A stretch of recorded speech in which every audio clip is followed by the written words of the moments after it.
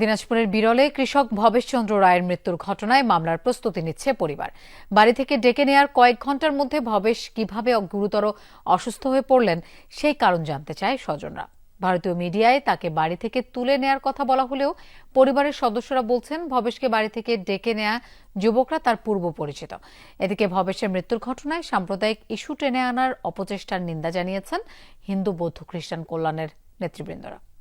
ওয়ালটন আবারও মিলিয়নিয়ার অফারে ওয়ালটন ফ্রিজ কিনে আপনিও হয়ে যেতে পারেন মিলিয়নিয়ার। কৃষক ভবেশচন্দ্র রায়ের মৃত্যুর পর তার পরিবারকে সমবেদনা জানাতে বিরলের বাসুদেবপুর এলাকার বাড়িতে স্বজন ও এলাকাবাসীর ভিড়। খোঁজখবর নিচ্ছেন বিভিন্ন সংগঠন ও প্রশাসনের লোকজনও। ভবেশের মৃত্যুতে শোকে স্তব্ধ পরিবারের সদস্যরা। তার এমন মৃত্যু কিছুতেই মানতে পারছেন না তারা। ভবেশের স্ত্রী জানান, বৃহস্পতিবার বিকেলে এলাকার রতন, আতিক, রুবেল সহ কয়েকজন যুবক ভবেশকে বাড়ি থেকে ডেকে নেয়। আগে থেকেই তাদের বাড়িতে যাওয়া আসা ছিল। রতনের কাছ থেকে ভবেশ সুদে 25,000 টাকা ধার নিয়েছিলেন। রাতে রতন ফোনে ভবেশের অসুস্থতার কথা জানায় পরিবারকে।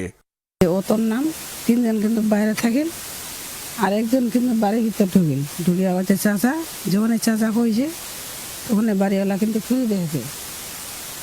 তখন আমি তো খেয়ে দিয়েছি, এক জায়গায় বেরবা যাবো, কোনটা বেরবা যাবেন, ওইটার উত্তর দিল নাই বাড়িওয়ালা। স্বজনরা ঘটনাস্থলে গেলে ভবেশকে অচেতন অবস্থায় ভ্যানে শোয়ানো দেখতে পান। পরে দিনাজপুর মেডিকেলে নেওয়া হলে চিকিৎসক তাকে মৃত ঘোষণা করেন। ভবেশের মৃত্যুর প্রকৃত কারণ জানতে চায় তার পরিবার। কথা হচ্ছে, একটা সুস্থ মানুষকে 5টা বা 6টার দিকে নিয়ে গেল, 2 ঘন্টার পরেই যে একটা মানুষ এমন অবস্থা, তো অবশ্যই একটা কারণ থাকতে পারে।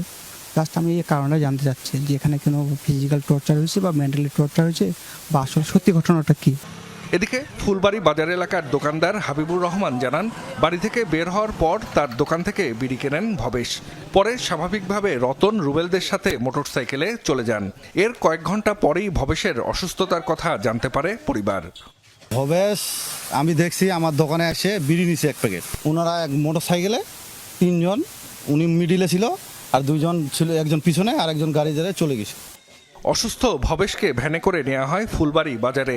পল্লী চিকিৎসক কৃষ্ণচন্দ্র তার স্বাস্থ্য পরীক্ষা করেন।